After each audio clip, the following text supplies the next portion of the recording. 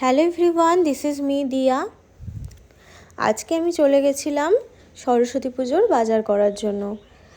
তো সরস্বতী পুজো তো চলেই এলো, তার জন্য আমরা চলে গেছিলাম বাজারে। তো সবার ফার্স্টে আমরা বাজারে গিয়ে আমার ভাস্তির জন্য একটা শাড়ি নিয়ে নিলাম। আমি আর কাকি মিলে গেছিলাম বাজারে।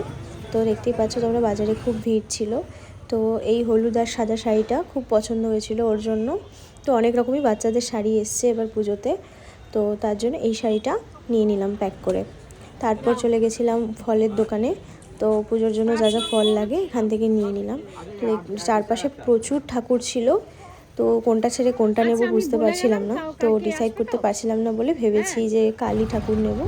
তো তারপর ওখান থেকে আমরা চলে গেলাম ওই আরেকটু মালার দোকানে, ফুলের মালার দোকানে।